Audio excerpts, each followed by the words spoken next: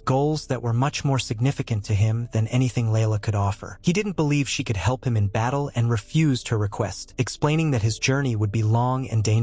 He insisted that she had no place on such a trip, as she would only be a hindrance and create problems. Abel shouted for her to go home, but Layla refused and shouted back, standing firm in her decision to stay. She tried to argue her case, insisting on her right to accompany him. Abel studied Layla closely and asked what had happened that made her so determined to join him. He pointed out that he had taken her home, which should have been enough. Layla was silent for a moment before confessing that she felt she would be alone for the rest of her life if she let him go. She didn't want him to be alone either, especially after he had saved her and the villagers. With sincerity, she took his hand and told him she couldn't leave him. Abel looked at her again, this time with a mix of surprise and contemplation. Layla then handed him the pendant, holding his hand to her chest, and told him that he must promise to return to her mother. Abel remembered Sarah's worried look and, after a moment of seriousness, he turned around and told Layla that she could do whatever she wanted. At first, Layla simply looked at him, then smiled, saying that's exactly what she was going to do. Together, Layla and Abel continued through the forest, climbing over rocks. During the climb, Layla, tired from trying to catch up with Abel and now exhausted from the steep ascent, asked why they had to climb the mountain. Just as she voiced her fatigue, wolves appeared at the top. Layla was terrified, and Abel noticed the wolves' predatory smiles. The girl froze in fear, waiting for the inevitable attack. One of the wolves lunged forward, growling as it closed in on her. Layla screamed, unsure of where to run. The mountain's terrain made it impossible to escape quickly, but Abel moved swiftly, positioning himself in front of her and using a spell to turn the wolf into stone. The other wolves paused for a moment before launching another attack, but Abel repeated the spell, petrifying the rest of the pack before they could reach Layla. Once again, Abel had saved her. However, Layla felt utterly useless, unable to do anything during the wolf attack. Abel turned to see her looking at him in horror, having witnessed the power he wielded. Layla screamed and ran in fear as Abel continued to use the petrification spell on the wolves. She darted from side to side, trying to escape, her fear overwhelming her. Abel, while handling the remaining monsters and animals they encountered along the way, couldn't immediately help Layla. As a result, she spent most of the time running and screaming, terrified. By the time evening came and darkness fell, Layla and Abel decided to rest. They reached a small lighthouse where they could sit comfortably and recover. Abel helped light a fire, and the two of them sat silently around it, the warmth and light from the flames offering some comfort. Layla sat on a log, looking very discouraged, feeling utterly useless. Abel tried to console her, telling her that he didn't need anyone else to fight and was confident he could handle everything on his own. But this wasn't what Layla wanted to hear. Resigned, she lowered her head. Abel, closing his eyes, told her that it would be better if she returned to the village, as the journey ahead would be dangerous, and she could get hurt. Layla thought for a moment, then suddenly lifted her head and smiled as an idea came to her that could simplify their journey. She brightened up and, smiling, suggested that if Abel could teach her magic, she wouldn't be a burden and could even help in fighting the monsters. She believed that, with some training, she could contribute and protect Abel while he was on the front lines. Abel wasn't enthusiastic about the idea and looked at her skeptically, telling her that he didn't want to take on such a gloomy task, especially during their journey together. But Layla persisted, taking his hand and insisting that if he taught her magic, she could be of some use in combat. She continued to plead, and after much persuasion, Abel finally agreed to become her teacher. He wasn't sure how he would do it, but he would teach her the basic skills she needed to fight. Layla was thrilled with the idea of learning magic from Abel, while Abel, on the other hand, sighed with fatigue. He hadn't expected to have to train someone during his journey, and he considered it an additional headache. Still, he found it odd that Layla had asked him to be her teacher. Layla assured him she would do her best, determined to learn, and her enthusiasm slightly swayed Abel, though he remained skeptical. Despite Despite his doubts, he hoped that training Layla might yield some positive results. Abel stood up and ended their conversation by putting out the fire. They decided to sleep, ensuring they were well rested for the challenging day ahead. Both Abel and Layla lay down in their sleeping bags and soon fell asleep. Since that conversation, Abel had been teaching Layla magic while they searched for the remaining members of the hero group. Layla was eager to follow Abel and obey him in everything, though Abel wasn't particularly impressed. Nevertheless, he continued his journey with his new companion. As they walked along the road, Abel mentioned that Layla had yet to awaken a unique ability, so he suggested they start with the basics. He stopped and began to teach her something new. Abel conjured a flame in his hand and explained that magical power was an energy that came directly from the human body. He moved his hand, demonstrating how he could hold the flame without harm. Abel added that emotions could either increase or decrease one's reserve of magical power, and particularly intense emotions could be difficult to control magically. Layla listened attentively, watching the flame in his hand. Abel then said they needed to see how well she could control magic in a calm state. He passed the flame to her, instructing her to try creating a fireball. Layla tried hard but couldn't succeed, becoming frightened when she couldn't remove the flame from her hand. Abel continued to instruct her, though he began to doubt her talent for magic. He thought that if she didn't improve, she wouldn't be much help in battle. But he still held out hope that Layla might learn something. Eventually, Abel and Layla approached a city near the sea. Abel stopped to look around, while Layla, exhausted from the constant traveling, tried to catch her breath. The two had arrived at the coastal city of Porto Largo, a place with two-story stone houses and several storefronts. The city was quiet, almost eerily so, and deserted. As they walked through the empty streets, Layla couldn't help but look around in curiosity. They encountered no one on their way. The city seemed abandoned. There was no sign of life in the houses or on the streets. Abel glanced toward the sea and noticed a small boat docked nearby. He remarked to Layla that it was strange for Porto Largo, usually a bustling place, to be so empty. Layla then explained that, even before she was born, the city had suffered a terrible catastrophe due to an attack by the Demon King's army, and since then, people had been too afraid to return. As they continued to explore, Abel noticed a teddy bear under one of the displays. He picked it up and saw that it was stained with blood, which he found disturbing. He couldn't imagine what had happened in the city. Tension built within him, and he clenched the toy tightly, grinding his teeth. Layla noticed his tension and called out to him, worried about what was bothering him. She didn't fully understand Abel's purpose or what was on his mind, knowing little about his past despite their time together. She wanted to get to know him better so they could become true companions. Without turning around, Abel said they needed to continue exploring the city. Layla didn't argue and followed him. They walked through the deserted streets, examining everything they came across. Abel assumed the city had been abandoned due to the monster attacks and didn't expect to find anyone or anything of significance. Suddenly, a blonde girl appeared around the corner, carrying a large basket of food. Abel and the girl locked eyes, both staring in disbelief. The girl stood frozen with her basket as Abel's eyes widened in recognition. He realized that the girl was a member of the hero group. Layla, noticing the girl's pointed ears and delicate features, realized she was an elf, something she had never seen before. Abel called out the girl's rank and name, White Wizard Lananoa. Lananoa, stunned, could only stammer Abel's name in response. She dropped the basket of food and ran toward Abel, clinging to him and begging for forgiveness. Layla watched in surprise as Abel looked at Lananoa, momentarily dazed and unsure of what to do. Lananoa placed a hand on her chest and apologized profusely for abandoning Abel and running away with the other heroes. She expressed deep regret for her actions. Layla, observing this interaction, began to piece together that Lananoa was indeed an old member of the hero group. She marveled at Lananoa's beauty and strength, noting her wavy blonde hair cascading down her back and her elven features. Suddenly, Layla called out to Abel, breaking the tense atmosphere. Abel, now on edge, formed a magical seal, preparing to use his petrification spell once again. He shouted at Lananoa, warning her not to touch him. Lananoa fell to the ground, trying to crawl away in fear. Abel, his voice filled with anger, was ready to turn her to stone. This was, after all, why he had come to the city. But just as he was about to cast the spell, Layla rushed toward Abel, desperately trying to stop him. Layla held onto Abel's shoulder for a moment, but when she realized how determined he was, she decided to try reasoning with him. She asked him to calm down, pointing out that the dwarf, Lananoa, was crying and apologizing. Layla emphasized that Lananoa was in a terrible state and shouldn't be harmed. Suddenly, a voice from the street shouted at Abel, asking him to stop. Many strangers emerged, looking at Abel with contempt. Layla quickly understood that they were residents residents of the coastal city, coming out to protect their master, Lananoa. The residents were clearly hostile toward Abel and ready to defend Lananoa at all costs. One of the residents asked Abel to stop the violence and demanded to know why he wanted to hurt their lady, Lananoa. They were prepared to protect her with their lives. Layla fell into a state of shock, while Abel looked around at the gathered crowd and then back at Lananoa. One of the residents began to explain how they all hid in the deepest part of the city, not far from the market, where Lananoa protected them from the monsters that attacked the city from time to time. Another resident confirmed this, adding that Lananoa was the goddess who safeguarded their city, saving all the inhabitants from the formidable monsters of the Demon King. The residents slowly approached Abel and Layla, pleading with them not to harm Lady Lananoa. They were serious, especially since Abel had scared their beloved mistress. A small boy even approached Abel and started hitting him with his fists, tears streaming down his face, saying he wouldn't let Abel hurt his sister. Even the child was willing to stand up for Lananoa. Lananoa, seeing the situation escalate, intervened and told everyone to stop. She placed a hand on her chest and admitted that Abel was an old comrade, acknowledging that she had treated him badly in the past. She confessed her guilt and told the whole truth, bowing her head and expressing deep regret for her past behavior. Lananoa explained that she had behaved terribly in the past, influenced by the company she kept, and she had lived with that regret her entire life. She admitted that she couldn't ask anything of Abel, but she wanted to atone for her sins. She begged Abel to give her another chance, waiting for his response with her head still bowed. Layla, after a moment of silence, told Abel that Lananoa didn't seem like a bad person. Although it was her first time meeting her, Layla had a positive impression of Lananoa. She also pointed out that the residents had the same opinion, worshipping Lananoa and being willing to defend her. Layla argued that this was a strong enough reason to forgive Lananoa. Abel was still very angry, but eventually decided to forgive Lananoa. He listened to Layla's reasoning and left the scene for a while to contemplate his decision regarding revenge on Lananoa. Night fell, and all the residents gathered in the streets. They set up tables with delicious food, covered them with cloths, and lit streetlights that beautifully illuminated the streets, creating a cozy atmosphere. The residents played various musical instruments, and many boys danced with the girls to the rhythm of lively, cheerful music. People gathered around the tables, watching as a skilled man prepared a huge fish. Lananoa was delighted with the festivities, while Layla sat down to enjoy the food, rejoicing at the feast. However, Abel was nowhere to be found. Feeling deceived, he had hidden away while the residents enjoyed the party. Lananoa eventually excused herself, saying she needed to step away for a couple of minutes to bring more delicious food. Layla thanked her for the sweets, as it had been a long time since she had eaten something so delightful. Lananoa smiled and went down an alley to fetch more food. But as she walked, someone grabbed her arm. Startled, she didn't have time to react before she was pushed against a wall and immobilized. It was Abel. He pressed Lananoa against the wall, telling her that he didn't believe her performance for a second. He still suspected a trap and couldn't trust that she had genuinely changed or felt remorse for her actions. Lananoa looked at Abel and, despite being pinned, smiled, remarking that after 20 years, Abel hadn't changed, even after spending all those years as a stone statue. She noted that he still had the same handsome face. Abel stared at her coldly and said that she hadn't changed either. He noted that, being an elf, her appearance remained the same, but he was more concerned with her inner nature, which he believed was still deceitful. Abel accused her of being a witch pretending to be an elf, convinced that he knew her true face. Lananoa looked at him carefully, recalling how, 20 years ago, she had used Abel for her own purposes. Although she hadn't mocked him as the other heroes did, she had still taken advantage of him. Abel remembered how, during their campaign, he was constantly subjected to physical labor, like pulling a large carriage in which Lananoa sat, fanning herself. He struggled to pull the carriage, especially when Stark, another hero, would mock him, praising Lananoa for her brilliant ideas. As Abel continued to pull the carriage, Lananoa, recalling her childhood cruelty, smiled as she prodded him to move faster, even using magic to inflict pain if he slowed down. Abel, exhausted and humiliated, endured the torment as the heroes inside the carriage laughed and made fun of him. Now, standing before her, Abel was filled with rage, remembering the cruelty of the past. He tightened his grip on Lananoa, who remained composed despite the situation, and told her that he would never forget how she had treated him. The heroes used to take pleasure in watching Abel struggle while they did nothing. During one of their stops, Abel decided to go to a nearby mine to collect water. He dipped a handkerchief into the water, reflecting on how it had been another disgusting day, one that made him want to go back. But suddenly, he heard a sound coming from a nearby cave. Curious, Abel got up and walked toward the cave to investigate the noise. As he approached, he overheard a conversation between between Lananoa and Stark. Lananoa asked if they were really going to the South Dungeon the next day, expressing fear of the many monsters and insects there. Abel, hidden from view, watched in astonishment, unable to move, as the scene unfolded before him. He observed as Lananoa leaned in towards Stark, suggesting they visit the casino instead. She promised to do something nice for him if he agreed, blushing as she made the offer. It became clear to Abel that Lananoa had feelings for Stark, but treated others similarly, using charm to manipulate them. One day, while walking around town, Abel saw Lananoa in an alley with Gordon. She was whispering something to him, and he laughed, rubbing the back of his neck. It was then that Abel realized Lananoa was seducing everyone to achieve her goals. She manipulated people, using them as she pleased. Abel was horrified as he understood that Lananoa controlled all the characters behind the scenes, playing with the heroes until they bored her, at which point she would simply discard them. To him, she was like a spider in a woman's body. Filled with rage, Abel confronted Lananoa, accusing her of putting on a performance to deceive him. He demanded to know if she really thought he would believe her. He was convinced that the villagers had fallen under Lananoa's influence, manipulating everyone in the city. Abel asked if she had truly become a spiritualist, while Lananoa, visibly concerned, pleaded with him to stop and tried to explain. Lananoa admitted that Abel could say whatever he wanted about her, but she insisted that he shouldn't speak ill of the villagers, who were very dear to her. She continued to try to convince him that she had changed. Suddenly, she raised her voice, crying as she explained that she was genuinely trying to atone for her sins. She revealed that it was in this coastal city that she had once been saved. Lananoa recalled the day they fled from the Demon King, how she had separated from the hero group and wandered alone through the desolate lands. During her lonely journey, she realized that the Demon King had taken over the world. She had to hide in corners, terrified just to survive. No one wanted to give her food, and everyone shunned her. Lananoa was overwhelmed by negative emotions she had never felt before, and at some point, she reached her limit, collapsing in this coastal city. She lay in the mud for a long time, feeling as though her end had come. But she didn't lose hope. Desperately, she begged the residents for water or food, only to be met with blank stares. Lananoa realized that in this new world, a cruel rule had taken hold, every person for themselves. She believed that since she was part of a defeated group, she didn't deserve even the most basic necessities. Then, unexpectedly, someone sat down in front of her and placed a plate with a piece of bread on it. Lananoa was stunned, staring at the bread with her mouth open. She couldn't understand why these people, who were also struggling, would share their food with her. It was a difficult time, with everyone suffering due to the hero's failure. The man who had given her the bread smiled and told her that she needed it more than they did. Lananoa was moved by the residents' kindness and began to cry. It was then that she fully realized how terrible she had been all along. She had caused others to suffer, Abel among them. From that day on, Lananoa settled in the coastal city, dedicating herself to helping the people with her magic as a way to atone for her past. She ended her story by asking Abel to give her another chance, explaining that she had truly changed over the years. She wanted to prove that she was no longer the person she used to be. With a gentle smile, Lananoa produced a tray with 2 cups and offered one to Abel, asking him to trust her, as if she had never wronged him. Abel silently stared at the cups, finding it hard to believe in her sincerity. He looked at his reflection in the glass for a moment, then decided to give Lananoa another chance. Abel lifted the glass with the drink, and Lananoa followed suit, raising her glass and smiling as she suggested they toast to their reunion. Meanwhile, Layla lay her head on the table, exhausted. Abel took a sip of his drink, still unsure of what to truly believe.